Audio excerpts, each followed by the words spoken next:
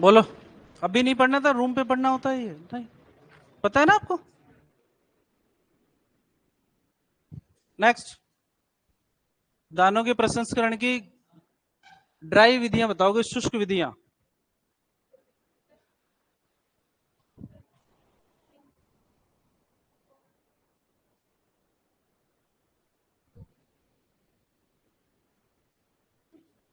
बोलो सर।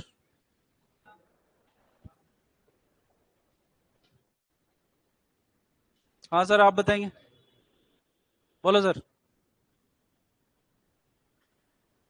दानों के प्रसंस्करण की शुष्क विधियों के नाम बताएंगे सर आप। पड़ोस वाले सर। हाँ सर।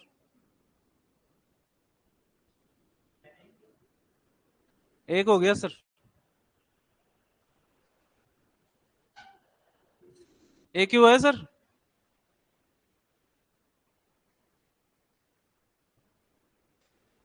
पीछे बैठे को जाओ, जाने दो सर को भी।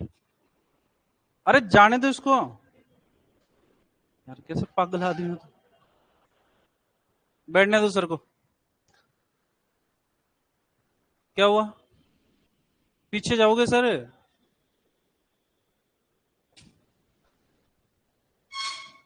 हेडिंग डालोगे हानिकारक प्राकृतिक तत्व।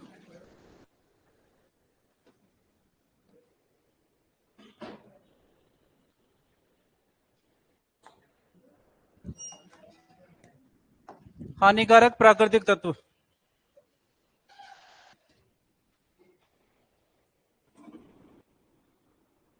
हानिकारक प्राकृतिक तत्व।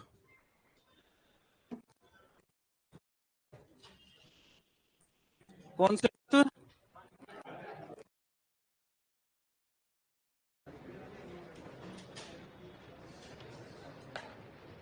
सुनो, तीन वर्ड काम में लेते हैं, पहले नाम सुन लो।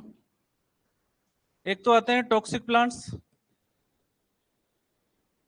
इनको बोलते हैं विषैले पादप। एक होते हैं फाइटोटॉक्सिन।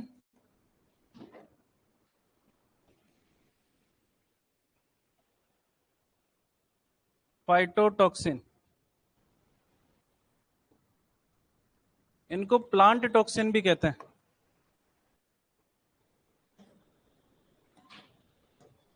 और एक नाम आता है प्लांट टॉक्सिकोलॉजी।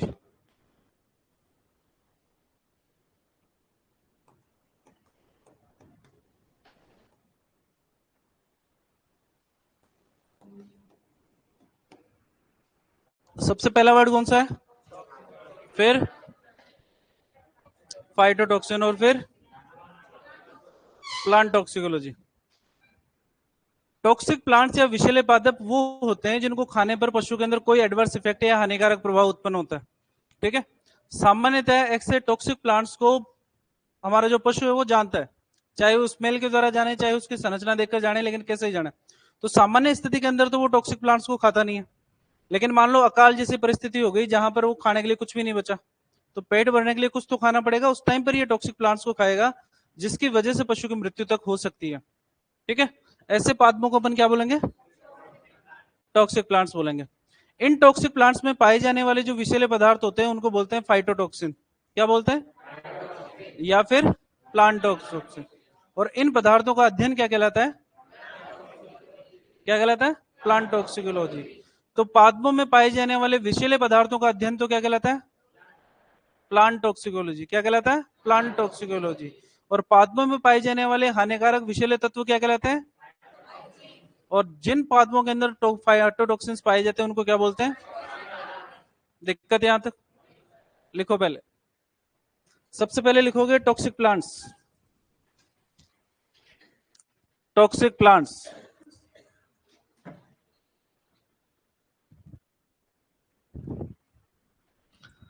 सबसे पहले लिखोगे टॉक्सिक प्लांट्स या विषैले पादप।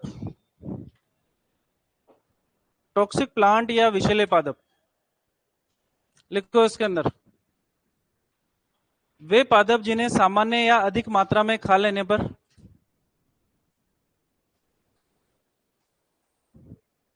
वे पादप जिन्हें सामान्य, वे पादप जिन्हें सामान्य या अधिक मात्रा में खा लेने पर, वे पादप जिन्हें सामान्य या अधिक मात्रा में खा लेने पर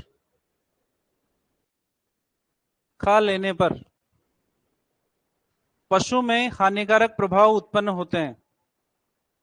वे पादप जिन्हें सामान्य या अधिक मात्रा में खा लेने पर पशु में हानिकारक प्रभाव उत्पन्न होते हैं।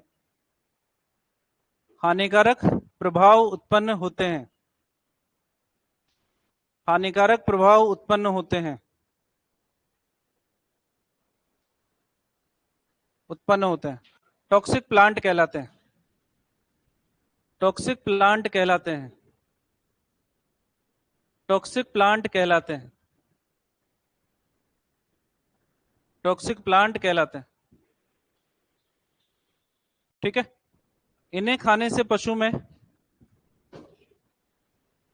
इन्हें खाने से पशु में इन्हें खाने से पशु में तनाव कोमा रोग कारकता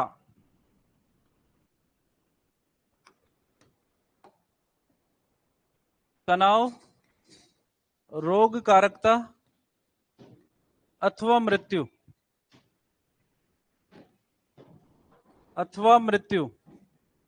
भी हो सकती है। इन्हें खाने से पशु में तनाव, रोग कारकता अथवा मृत्यु भी हो सकती है। ठीक है। नेक्स्ट लिखोगे फाइटोटॉक्सिन या प्लांट टॉक्सिन। फाइटोटॉक्सिन या प्लांट टॉक्सिन। फाइटोटॉक्सिन या प्लांट टॉक्सिन। फाइटोटॉक्सिन या प्लांट टॉक्सिन। तो प्लांट टॉक्सिन तो देता नहीं, लेकिन फाइटोटॉक्सिन पूछा जाता हमारे से। अंडरलाइन करोगे फाइटोटॉक्सिन्स को। फाइटोटॉक्सिन लिखो पौधों में पाए जाने वाले विषैले पदार्थों को पौधों में पाए जाने वाले विषैले पदार्थों को पौधों में पाए जाने वाले विषैले पदार्थों को पौधों में पाए जाने वाले विषैले पदार्थों को फाइटोटॉक्सिन्स कहते हैं। पौधों में पाए जाने वाले विषैले पदार्थों को फाइटोटॉक्सिन कहते हैं। फाइटोटॉक्सिन कहते हैं। क्या कहते हैं? फाइटोटॉक्सिन। ठीक है। नेक्स्ट लिखो प्लांट टॉक्सिकोलॉजी। Plant toxicology.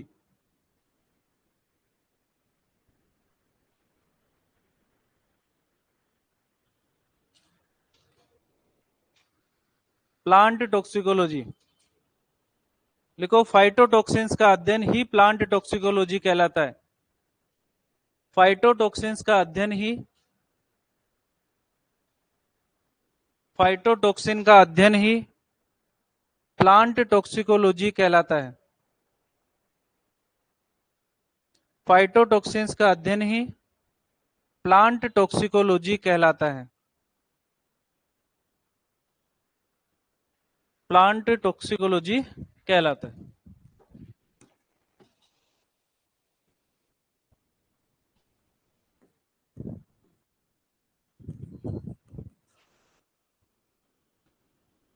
पौधों में पाए जाने वाले विषैले तत्वों को फाइटोटॉक्सिन्स कहते हैं और इनका अध्ययन ही क्या कहलाएगा? ठीक है।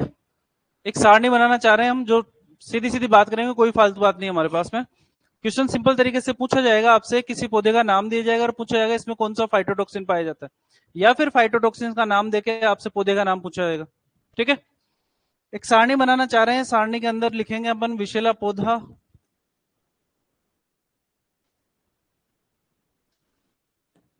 या खाद्य पदार्थ, और दूसरी तरफ लिखेंगे फाइटोटॉक्सिन।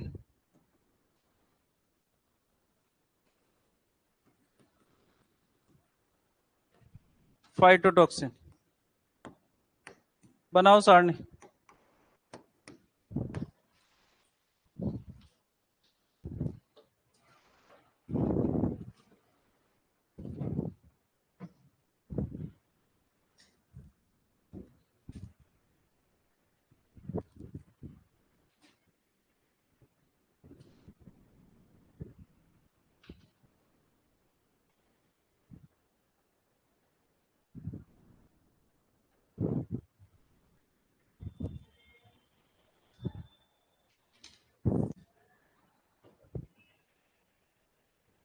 विषैला पौधा या खाद्य पदार्थ और उसके साथ में फाइटोटॉक्सिन।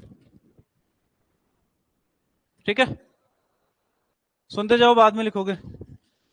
सबसे पहले बात करते हैं कच्ची जवार की। दूसरे नंबर पे केसावा आता है। तीसरे नंबर पे बादाम की गिरी। कच्ची जवार की अगर बात करते हैं तो इसके अंदर धुरीन पाया जाता है। क्या पाया जाता है?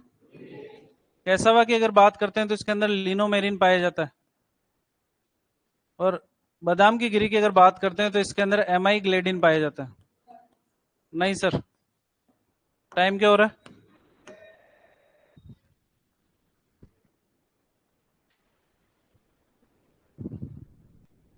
तीनों ही पदार्थों की अगर बात करते हैं तो तीनों ही पदार्थ साइनाइड विषाक्तता उत्पन्न करते हैं। कौन सी विषाक्तता?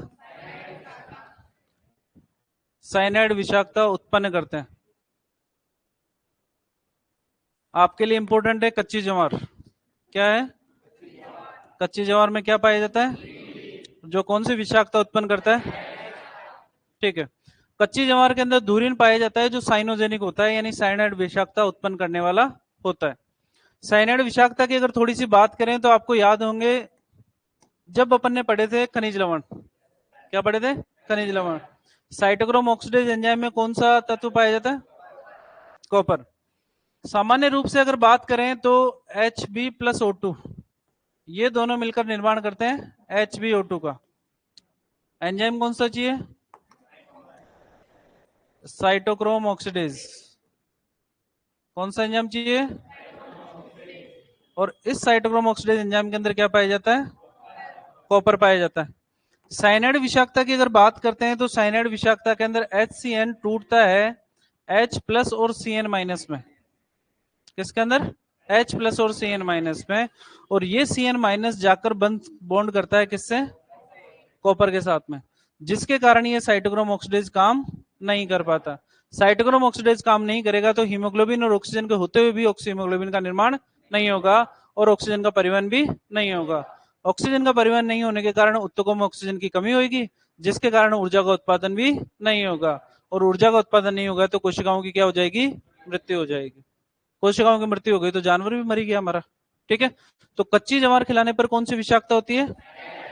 स्पेसिफिकली अगर बात करें भी कौन सा तत्व पाया जाता है तो धुरीन पाया जाता है। तो कच्ची ज्वार के अलावा केसावा की पत्तियां आती है, बादाम की गिरी आती है, इनको खिलाने पर भी इनके अंदर भी साइनोजेनिक तत्व पाए जाते हैं। केसावा के अंदर लिनोमेरिन है और बादाम की गिरी के अंदर एमाइग्लेडिन है। ये तीनों ही कौन सी विषाक्तता उत्पन्न करेंगे? दिक्कत यहां तक? लिखो, तीनों नाम लिखो और तीनों सारणी के अंदर लिखोगे।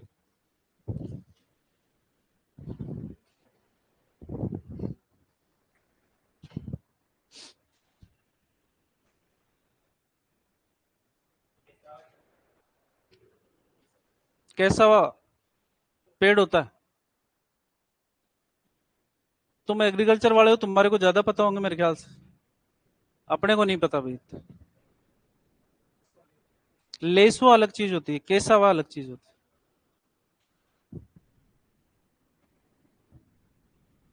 साइनाइड विषाक्तता उत्पन्न करते हैं, वहीं तक लिखना है।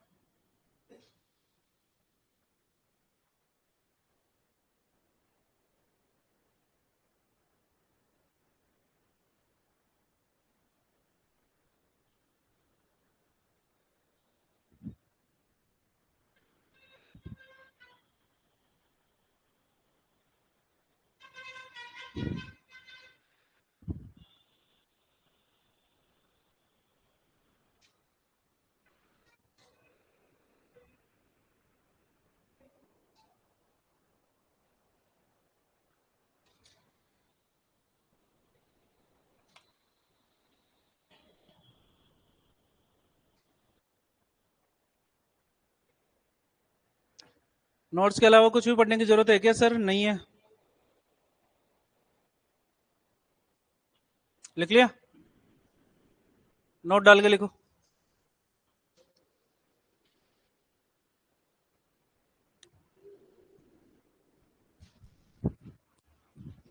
बात करने के कारण अगर राम पीछे जा सकता है ना, तो सीता भी जा सकती है। याद रखना इस बात को, है ना? नोट डाल के लिखो। HCN का CN माइनस अलग होकर, HCN का CN माइनस अलग होकर, HCN का CN माइनस अलग होकर साइटोक्रोम ऑक्सीडेज के कॉपर से क्रिया करता है। HCN का CN माइनस अलग होकर साइटोक्रोम ऑक्सीडेज के कॉपर से क्रिया करता है। HCN का CN माइनस अलग होकर साइटोक्रोम ऑक्सीडेज के कॉपर से क्रिया करता है। साइटोक्रोम ऑक्सीडेज के कॉपर से क्रिया करता है, जिससे साइटोक्रोम ऑक्सीडेज निष्क्रिय हो जाता है। HCN का CN माइनस अलग होकर साइटोक्रोम ऑक्सीडेज के कॉपर से क्रिया करता है, जिससे साइटोक्रोम ऑक्सीडेज निष्क्रिय हो जाता है। जिससे साइटोक्रोम ऑक्सीडेज निष्क्रिय हो जाता है। जिससे साइटोक्रोम ऑक्सीडेज निष्क्रिय हो जाता है। ठीक है। फलस्वरूप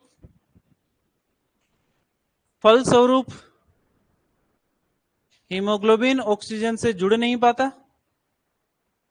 फलस्वरूप हीमोग्लोबिन ऑक्सीजन से जुड़ नहीं पाता। फलस्वरूप हीमोग्लोबिन ऑक्सीजन से जुड़ नहीं पाता। फलस्वरूप हीमोग्लोबिन ऑक्सीजन से जुड़ नहीं पाता, जिससे ऑक्सी हीमोग्लोबिन का निर्माण नहीं होता। जिससे ऑक्सी हीमोग्लोबिन का निर्माण नहीं होता।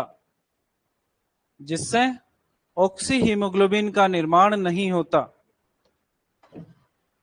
जिससे ऑक्सी हीमोग्लोबिन का निर्माण नहीं होता तथा ऑक्सीजन का परिवहन भी नहीं होता। तथा ऑक्सीजन का परिवहन भी नहीं होता। तथा ऑक्सीजन का परिवहन भी नहीं होता।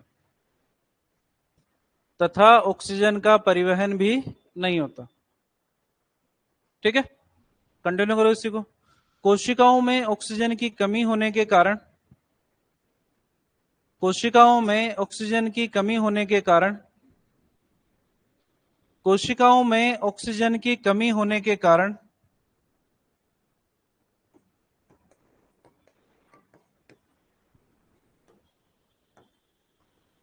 कोशिकाओं में ऑक्सीजन की कमी होने के कारण साइटोटॉक्सिक एनोक्सिया,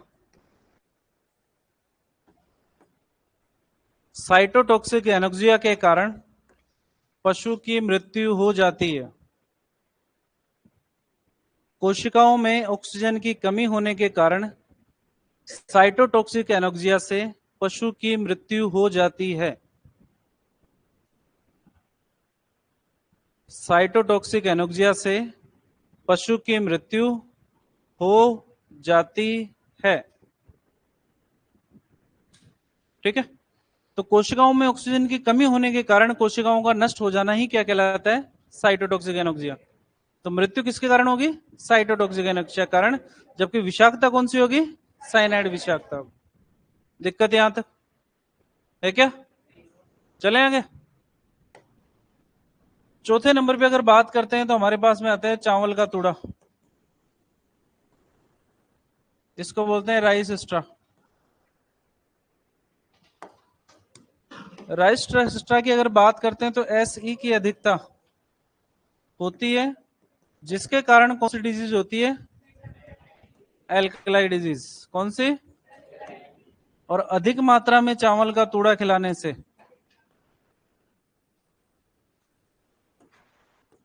चावल का तूड़ा खिलाने से जो बीमारी होती है उसको बोलते हैं डेगनाला डिजीज। कौन सी डिजीज? डेगनाला डिजीज हो जाती है। चावल के तूड़े के बाद में अगर बात करें तो हमारे पास में आती है मूंगफली की खल। कौन सी खल? मूंगफली की खल। इसको बोलते हैं ग्राउंड नट केक।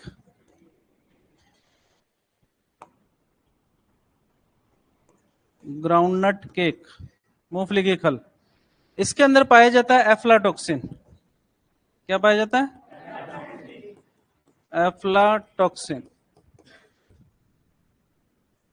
ओरिजिनल के अंदर अगर बात करते हैं एफ्लाटॉक्सिन की, तो ओरिजिनल के अंदर एफ्लाटॉक्सिन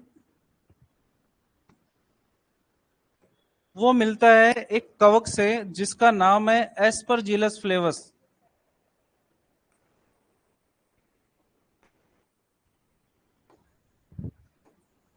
एस्परजिलस फ्लेवस। और इस एस्परजिलस फ्लेवस के अंदर ही क्या पाया जाता है? एफ्लाटॉक्सिन पाया जाता है। क्या पाया जाता है?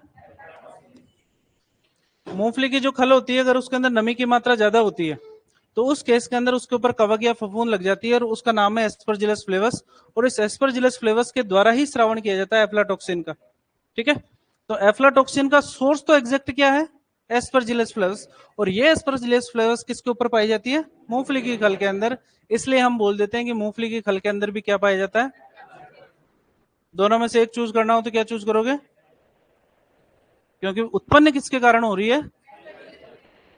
दिक्कत यहां तक?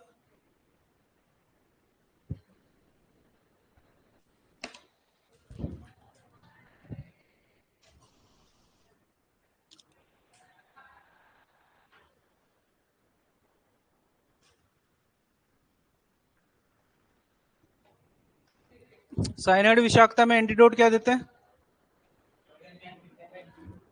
क्या? Methylene blue. लट लेके आओ रे।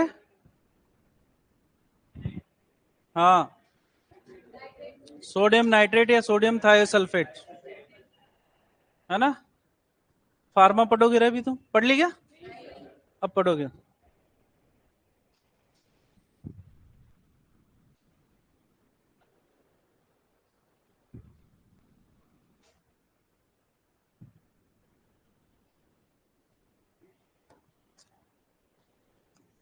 नोट डाल के लिख लेना ये भी। साइनाइड विषाक्तता में एंटीडोट।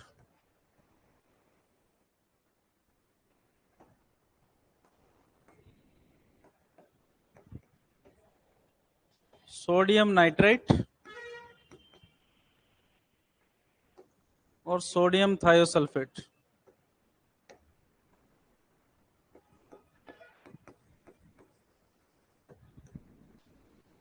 सोडियम नाइट्राइट या सोडियम थायोसल्फेट।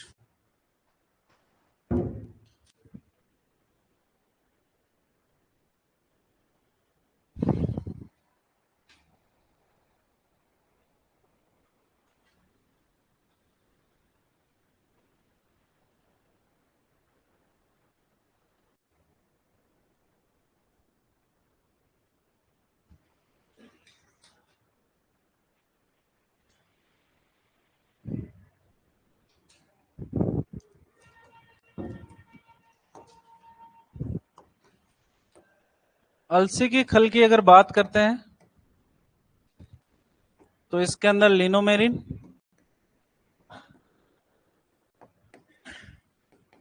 लिनोजन पाए जाते हैं फाइटोटॉक्सिन्स के रूप में।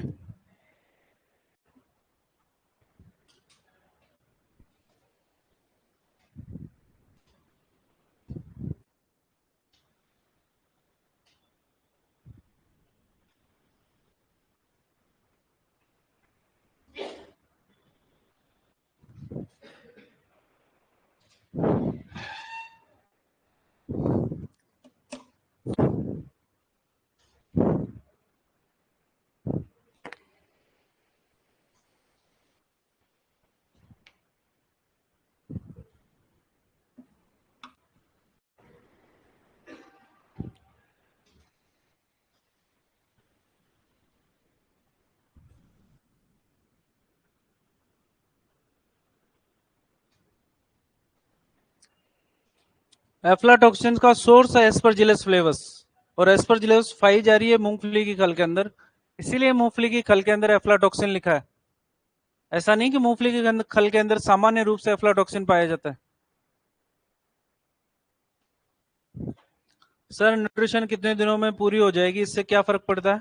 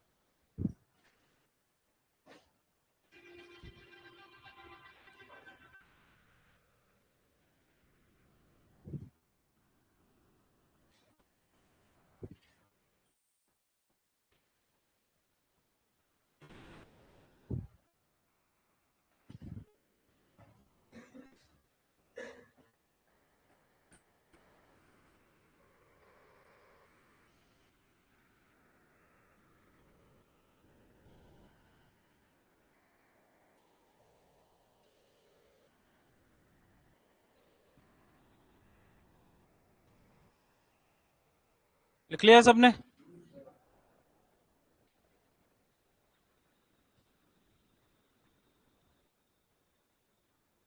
बुक्स में काफी डिटेल दे रखी है, डिटेल से हमारे को कोई भी मतलब नहीं है।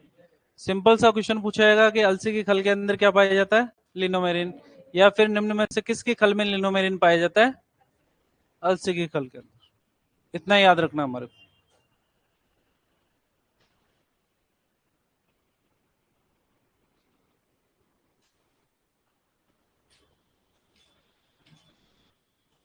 क्या हो गया सर?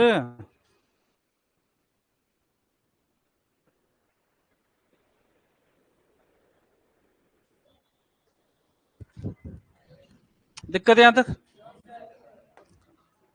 8वें नंबर पे आती है सरसों की खल। सरसों की खल की अगर बात करते हैं तो आइसोथायोसाइनेट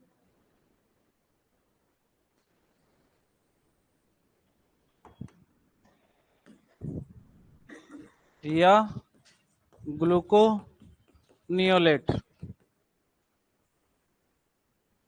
9वें नंबर पे बात करते हैं तो हमारे पास में आती है बिनोला या कपास की खल।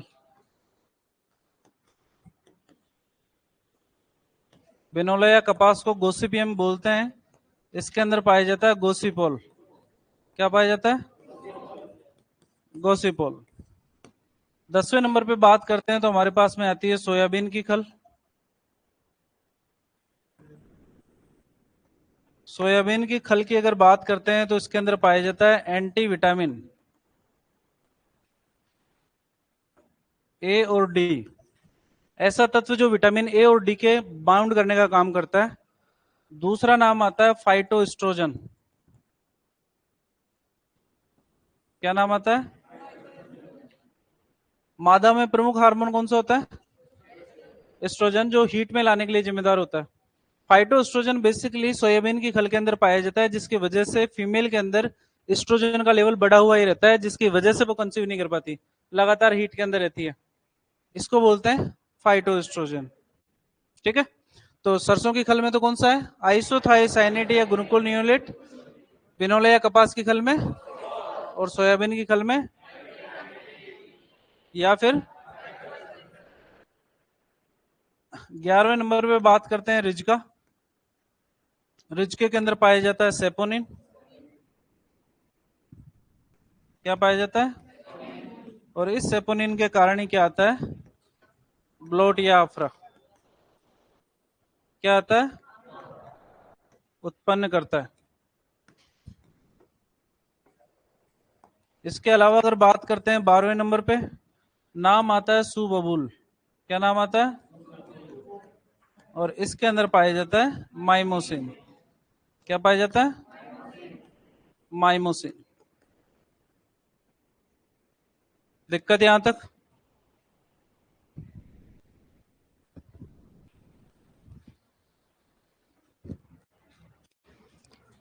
लेग्यूमिनस फोडर के अंदर सेपोनिन ज्यादा पाए जाने के कारण ही लेग्यूमिनस फोडर या दलहनी चारा पशुओं को ज्यादा नहीं खिलाते।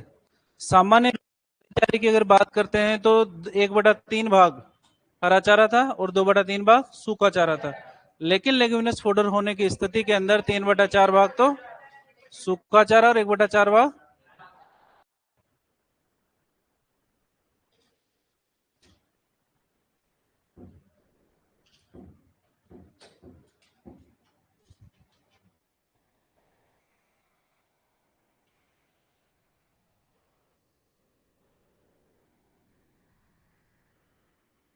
पीजी में रहने वालों ने राजमा का नाम सुना होगा।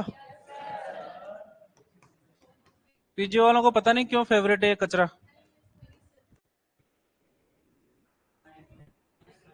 एंटी विटामिन ई, अरंडी,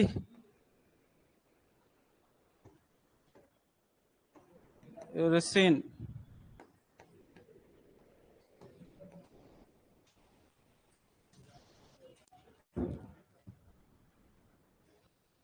अरंडी का वैज्ञानिक नाम है रिसिनस कम्युनिस, इसीलिए नाम दिया है रिसिन।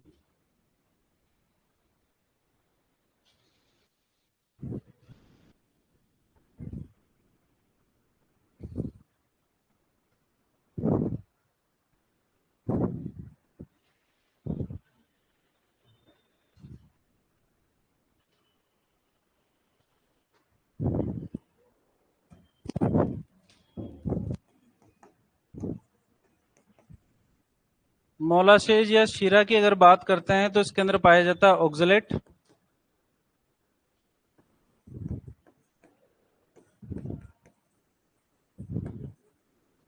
और अगर बात करते हैं हम स्वीट क्लोवर की,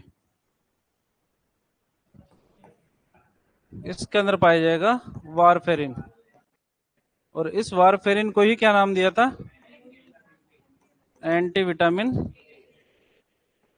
के। याद है आपको?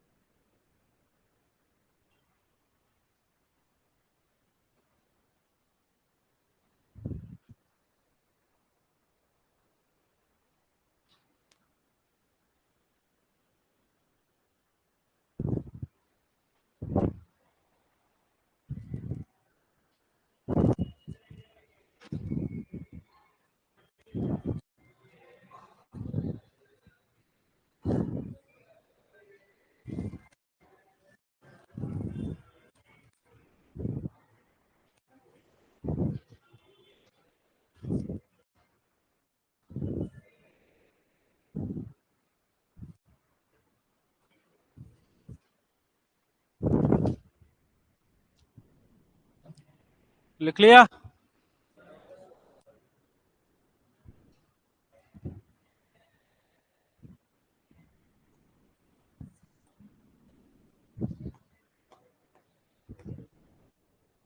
Sweet clover.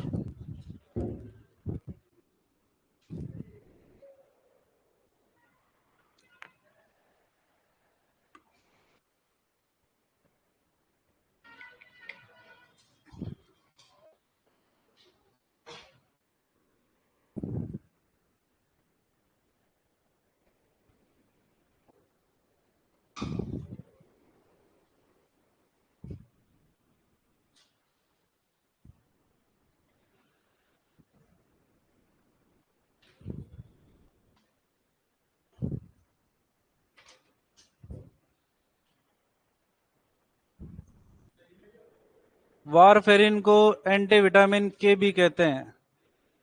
जई के अंदर फाइटिक एसिड पाया जाता है। लिखेंगे सर, अभी आ रहा ना, लिख लिया सबने? लिख लिया? सर को नाराज नहीं करेंगे? पहले ओट या जेई का नाम लिखेंगे। इसके अंदर पाया जाता है फाइटिक एसिड।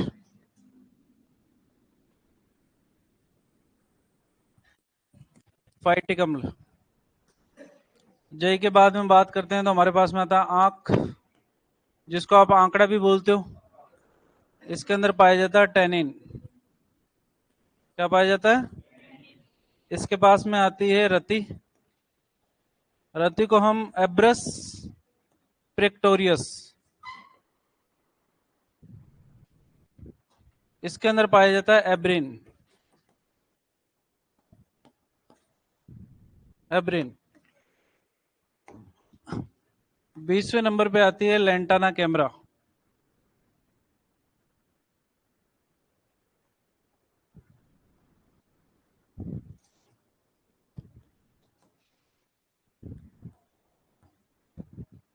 इसके अंदर पाया जाता है लेंटाडिन।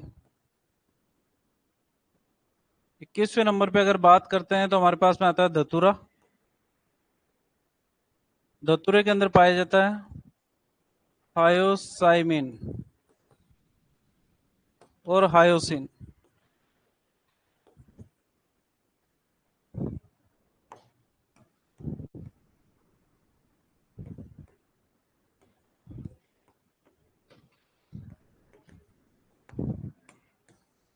इसके अलावा अगर बात करते हैं स्ट्राइकस नुक्स वोमिका, इसके अंदर पाया जाता है स्ट्राइकनिन।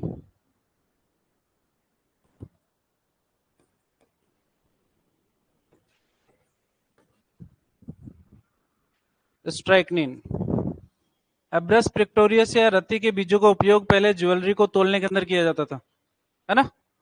तो जो आप बोलते हैं ना 1 तोला जिसमें 12 ग्राम आते हैं, इस रत्ती के बीजों का वजन एग्जैक्ट 12 ग्राम आता है। इसीलिए इसके बीजों का इस्तेमाल पुराने टाइम पे सोने को तोलने के लिए किया जाता था। लिखो सारे के सारे नाम।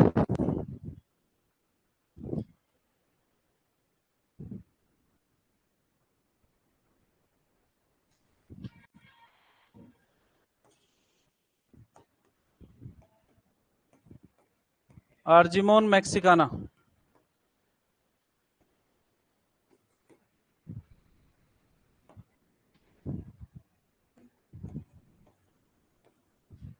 सैनग्वानिन और बारबेरिन।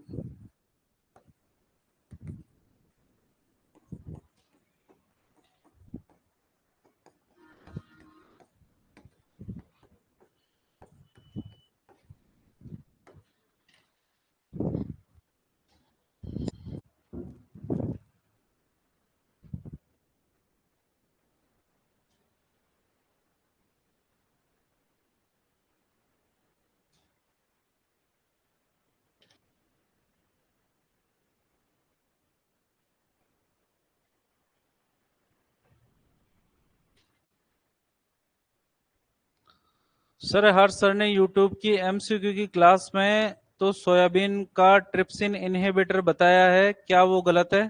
वो भी सही है। कितना लिखा दिया आज सर ने, ये तो सर को भी नहीं पता।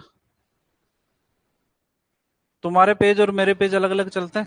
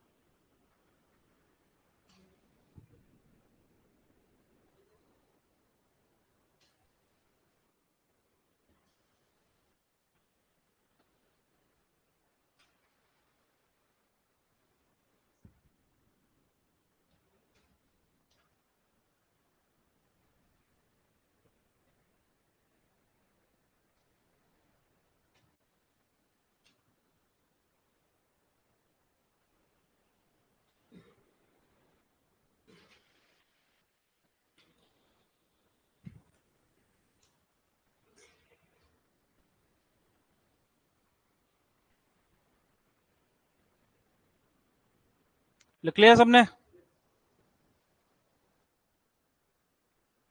लिखो उसके बाद में कनेर, क, फिर न से नल, उसके छोटे एक ही मात्रा, फिर र से रस्सी, कनेर, कनेर। ग्लाइकोसाइड्स,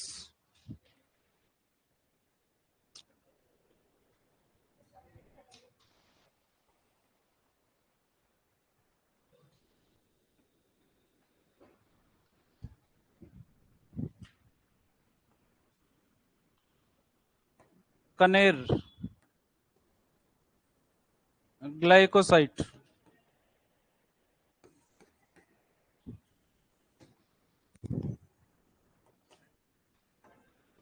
आइपोमिया, कार्निया, सेपोनिन,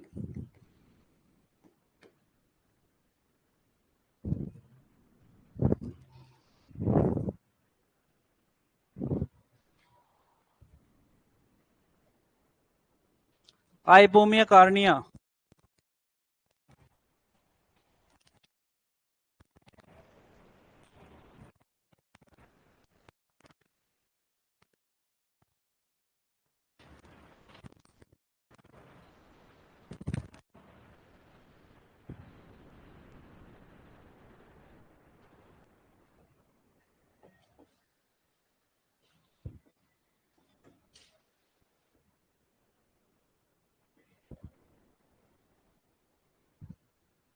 देख लिया? यहां पर हमारे हानिकारक प्राकृतिक तत्व होते हैं, खत्म। कल की डेट के अंदर सबको याद होने चाहिए, है ना? कौन कौन से याद करने हैं वो मार्क करो इसके अंदर।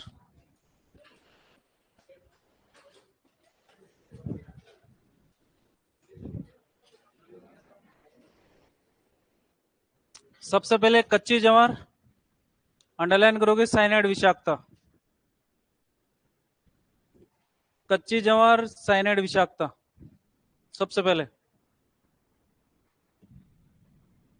कच्ची जवार आगे लिखा है ना, साइनाइड विषाक्तता, तो वो धुरीन, लिनोमेरिन, एमाइग्लेडिन ये नहीं देता। वो सीधा पूछता है कच्ची जवार खाने से कौन सी विषाक्तता होती है, साइनाइड विषाक्तता। बाकी कैसा और बादाम की गिरी के बारे में पूछता नहीं है। इसके बाद के अंदर अंडरलाइन करोगे डेगनाला डिजीज को, डेगनाला डिजीज, चावल का तूड़ा, डेगनाला डिजीज। उसके बाद में एस्परजिलस फ्लेवस, एफ्लाटॉक्सिन, दोनों याद रखोगे, एस्परजिलस फ्लेवस भी और मूंगफली की खल भी। मूंगफली की खल और एस्परजिलस फ्लेवस दोनों के अंदर एक ही नाम है, एफ्लाटॉक्सिन। उसके बाद में आ जाओ, बिनोला या कपास की खल, गोसीपोल, बिनोला या कपास की खल, गोसीपोल। उसके बाद में आ जाओ, रिजगा सेपोनिन, रिजगा सेपोनिन। इसके बाद में सुबबुल माइमोसिन, सुबबुल माइमोसिन। फिर लिखोगे sweet clover, warfarin, sweet clover, warfarin. उसके बाद में लिखोगे धतूरा और स्ट्राइकस नुक्सोमिका और आर्जिमोन मैक्सिकाना, तीनों नाम, धतूरा, स्ट्राइकस नुक्सोमिका और आर्जिमोन मैक्सिकाना। आर्जिमोन मैक्सिकाना के बीजों का उपयोग किया जाता है बेसिकली सरसों के अंदर मिलावट करने के लिए। किसके अंदर? सरसों के अंदर मिलावट करने के लिए। आगे बात करेंगे मिलावट के बारे में, ठीक है? इतने याद रखने, बाकी आपको याद रखने की आवश्यकता नहीं है। सबसे ज्यादा पूछा जाता है साइनाइड विषाक्तता के बारे में, सुबबुल के अंदर माइमोसिन और रिजके के अंदर सेपोनिन। ज्यादा कपास के अंदर गोसीपोल, है ना? तो कपास का नाम ही अपने पास में गोसिपियम है, इसीलिए गोसीपोल नाम याद रह जाएगा हमारे को। दिक्कत यहां तक? तो हानिकारक प्राकृतिक तत्व यहां पर होते हैं, खत्म। हेडिंग डालोगे, हरे चारे को संरक्षित रखने की विधियां।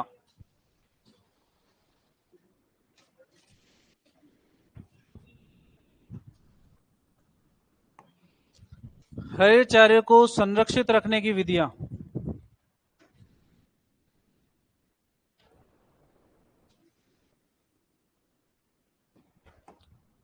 हरे चारे को संरक्षित रखने की दो विधियां हैं। पहले नंबर पे आती है साइलेज और दूसरे नंबर पे आती है। नाम लिखो दोनों के दोनों।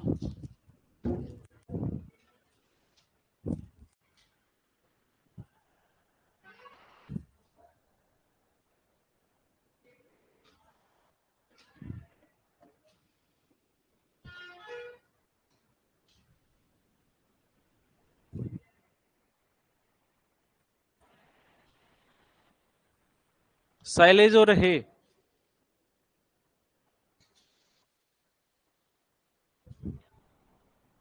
ए नंबर पे लिखोगे साइलेज। सबसे पहले किसकी बात करेंगे?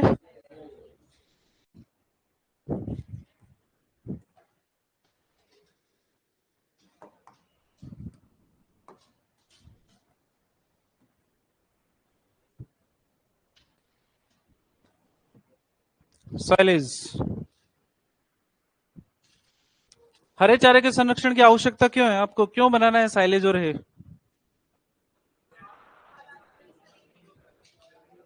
बोलेंगे सर, अकेले बोलेंगे सर। बोलो सर। हरा चारा उपलब्ध नहीं हो उस कंडीशन के अंदर हम इनका उपयोग कर सकते हैं। सही है। राजस्थान की अगर बात करते हैं अपने यहाँ पर, तो बारिश के टाइम पे तो खूब हरा चारा होता है, लेकिन गर्मियों की अगर बात करते हैं तो उस टाइम पे हरा चारा अवेलेबल होता नहीं। पशुओं को सूखा चारा ज्यादा पसंद होता है कि हरा चारा? हरा चारा ज्यादा अच्छे तरीके से खाता है। अगर हरा चारा खिला रहे हो तो प्रोडक्शन भी पशु का अधिक होता है। तो उस कंडीशन के अंदर हम ये चाहते हैं कि वर्ष भर हरा चारा अवेलेबल रहे, लेकिन हमारा जो वातावरण कंडीशन है उस कंडीशन के अनुसार ये पॉसिबल नहीं हो पाता कि हम साल भर ही हरा चारा खिलाएं। कि साल भर ही खेतों के अंदर पानी है नहीं हमारे पास में, जमीन के अंदर पानी है नहीं कि भाई खेती करके उसके अंदर हरा चारा उगाए। तो जब बारिश के अंदर हरा चारा हमारे पास में पर्याप्त मात्रा में उपलब्ध होता है, तो हम चाहते हैं कि उस हरे चारे को हम लंबे समय तक संरक्षित रख सकें, ताकि उसे वर्ष के उन दिनों में भी काम में ले सके जब आपके खेत के अंदर हरा चारा उपलब्ध नहीं होता है। तो उस कंडीशन के अंदर हम दो चीजें बनाते हैं, सबसे पहले है साइलेज और दूसरा है हे। ठीक है। सबसे पहले बात कर रहे हैं किसकी? सुनते जाओ। साइलेज को डिफाइन करने की जब बात आती है तो हम कहते हैं कि संरक्षित किण्वीकृत उत्पाद है।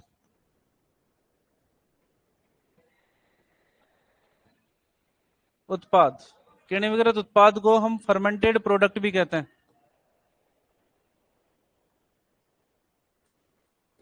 जिसे हरे चारे के किण्वन क्या बोलते हैं? फर्मेंटेशन के द्वारा बनाया जाता है।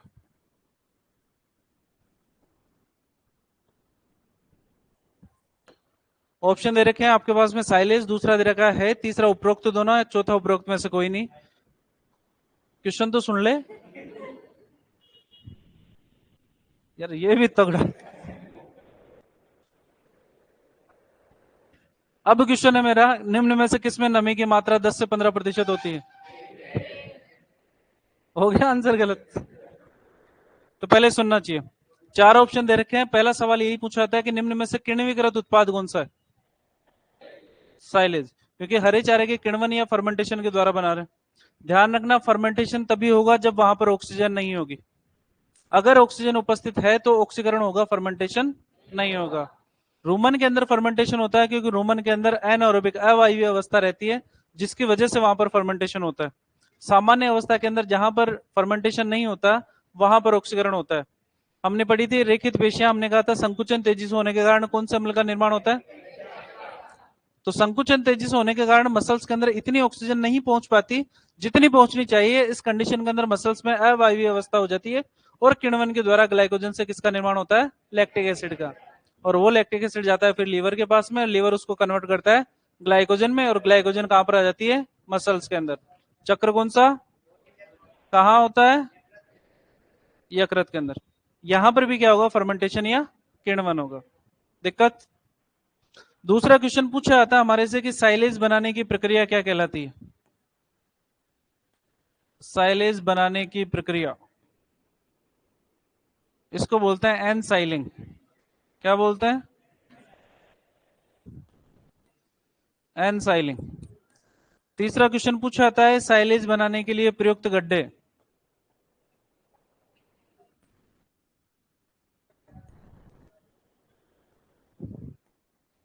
प्रयुक्त गड्ढे, इन गड्ढों का उपयोग किया जाता है जिनको हम बोलते हैं साइलो।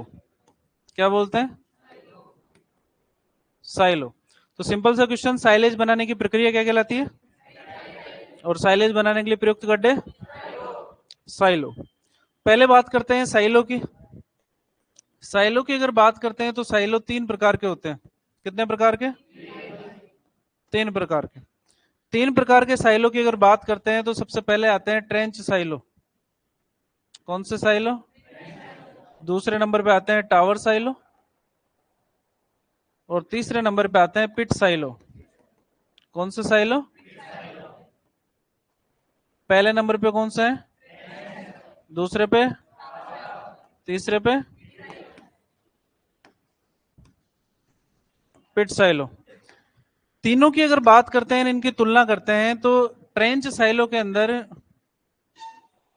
लंबाई गुणा चौड़ाई गुणा गहराई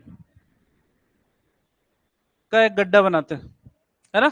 जमीन के अंदर एक गड्ढा जो लंबा होगा, चौड़ा होगा और कैसा होगा? गहरा होगा। लंबाई की अगर बात करते हैं तो ये रहती है 3 मीटर, चौड़ाई की अगर बात करते हैं तो 3 मीटर, गहराई की अगर बात करते हैं तो 2 से 2.75 मीटर। ये मैंने लिखा है, आपसे कोई नहीं पूछेगा भाई लंबाई चौड़ाई ऊंचाई क्या होती है। आपका लेवल तो सिर्फ यहीं पे खत्म हो गया कि भाई साइलेज बनाने के लिए प्रयुक्त गड्ढों को क्या बोलते हैं, यहीं तक है अपना। लेकिन बुक वाले मानते नहीं, इसलिए आगे बता रहे हैं अपन। ठीक है, जमीन के अंदर बनाना ये गड्ढा। लेकिन कई बार कंडीशन ऐसी हो जाती है कि जो जमीन के अंदर भूमिगत जल स्तर ऊपर होता है, यानी कि जैसे अगर सामर क्षेत्र की अगर बात करते हैं तो जहां पर सामर झील, आप 3 फीट का गड्ढा खोद लो, उसके अंदर पानी आ जाता है, तो आपका साइलो बन नहीं पाता। उस कंडीशन के अंदर जहां पर भूमिगत जल स्तर ऊपर होता है, उस कंडीशन के अंदर कौन से साइलो बनाते हैं? क्वेश्चन पूछा जाता है कि भूमिगत जल स्तर ऊपर होने की स्थिति में, ऊपर होने की स्थिति में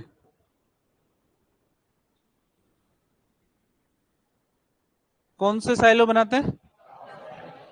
टावर साइलो की अगर बात करते हैं तो इसकी जमीन से ऊंचाई, ऊंचाई की अगर बात करते हैं तो वो रहती है 1 से 1.5 मीटर। कितनी होती है? और इसको गोलाकार बनाते हैं। कैसा? गोलाकार। गोलाकार के अंदर 6 से 7 मीटर तो रखते हैं इसकी ऊंचाई। क्या रखते हैं? ऊंचाई। और इसका व्यास रखा जाता है 2 मीटर का। कितने का रखते हैं? 2.75 मीटर का। तो आपकी श्रद्धा अनुसार इसको ऊपर नीचे कर सकते हो, वेरिएशन कर सकते हो, हमारे को कोई भी दिक्कत नहीं है। तीसरे नंबर पे आते हैं पिट साइलो। पिट साइलो की अगर बात करते हैं तो ये जमीन के अंदर गोलाकार गड्ढे होते हैं, जमीन में गोलाकार गड्ढे। वो कौन सा कहलाएगा? पिट साइलो। सामान्यतः ट्रेंच साइलो के अंदर लंबा चौड़ा और गहरा, ठीक है। घर के अंदर जैसे सेफ्टी टैंक बनाते हैं ना, तो वो कुई नहीं खुदवाते क्या गोल कलर की, वैसी वाली। गोलाकार गड्ढे का हमारे से पूछा था व्यास, और वो व्यास रहता है 2 मीटर। और पूछी जाती है गहराई, जो रहती है 4 मीटर। 2 मीटर व्यास और 4 मीटर गहराई वाला गोलाकार गड्ढा क्या कहलाता है? पिट साइलो। भूमिगत जल स्तर ऊपर होने की स्थिति में, और सामान्य अवस्था में। ठीक है, हमारे से पूछा जाता है कि भारत में सर्वाधिक उपयोगी कौन सा है? भारत में सर्वाधिक उपयोगी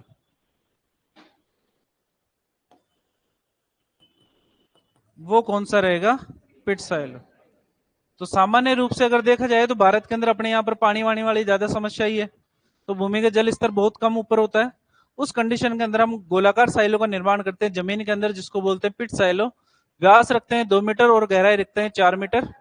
अलग अलग बुक्स के अंदर इसके अंदर वेरिएशन आ सकता है, तो ज्यादा टेंशन लेने की जरूरत नहीं है, आपसे कोई भी नहीं पूछता इनके बारे में। सिर्फ इतना पूछा जाएगा कि भारत में सर्वाधिक किसका उपयोग करते हैं। दिक्कत यहां तक? ठीक है, हमारे से पूछी जाती है आवश्यकताएं, कि जो फसल आप इसके अंदर काम में लेना चाह रहे हो, उस फसल के अंदर क्या क्या विशेषताएं होनी चाहिए। आवश्यकताएं, आपको पता है कि फर्मेंटेशन या किण्वन अगर आप करवाना चाह रहे हो तो उसके लिए कार्बोहाइड्रेट चाहिए। क्या चाहिए? मसल्स के अंदर ग्लाइकोजन अवायवीय अवस्था में लैक्टिक एसिड के अंदर बदला था, और ग्लाइकोजन क्या है? कार्बोहाइड्रेट। क्या है? कार्बोहाइड्रेट। फसल की आवश्यकताओं की अगर बात करते हैं तो पहली बात,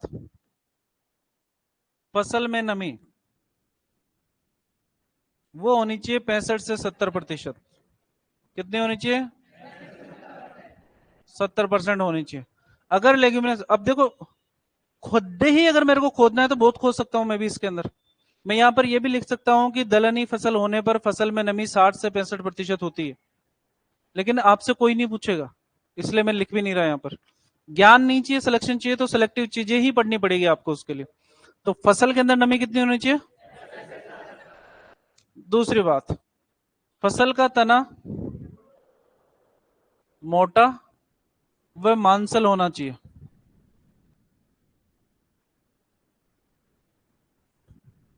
जिसमें घुलनशील कार्बोहाइड्रेट, कौन से कार्बोहाइड्रेट? घुलनशील कार्बोहाइड्रेट अधिक होनी चाहिए। घुलनशील कार्बोहाइड्रेट अधिक होंगे तो फर्मेंटेशन एक एंड वन भी आसानी से हो जाएगा और अच्छा होगा। ठीक है, तो फसल की अगर बात करते हैं तो नमी 65 से 70% होना चाहिए। तना मोटा और मांसल से मतलब उसके अंदर पानी की मात्रा भी ज्यादा होनी चाहिए, साथ ही साथ इसके अंदर घुलनशील कार्बोहाइड्रेट भी अधिक होनी चाहिए। तीसरी बात, फसल को फूल अवस्था व दूध अवस्था के मध्य काटना चाहिए।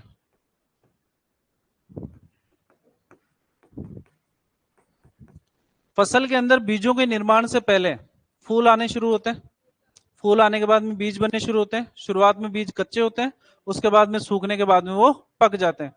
किसी भी फसल में बीजों का अगर निर्माण हो गया है तो फसल के अंदर उपस्थित सारी की सारी ऊर्जा बीजों को बनाने में खर्च हो जाती है।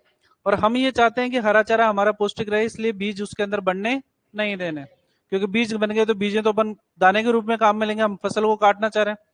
तो उस कंडीशन के अंदर शुरुआत के अंदर यानी आधी फसल जिसमें फूल आ चुके हैं और आधी के अंदर दाने बन चुके हैं, कच्चे दाने जो होते हैं उनको फोड़ने पर व्हाइट कलर का तरल पदार्थ निकलता है, तो वो तरल पदार्थ निकलने वाली अवस्था को बोलते हैं दूध अवस्था। और फूल अवस्था को हम बोलते हैं जब फ्लावरिंग स्टेज, जिसके अंदर फूल आते हैं। तो फ्लावरिंग स्टेज और मिल्किंग स्टेज, इन दोनों के बीच के अंदर इसको काटना चाहिए, जो फसल हम काम में ले रहे हैं। क्या कह रहे हैं?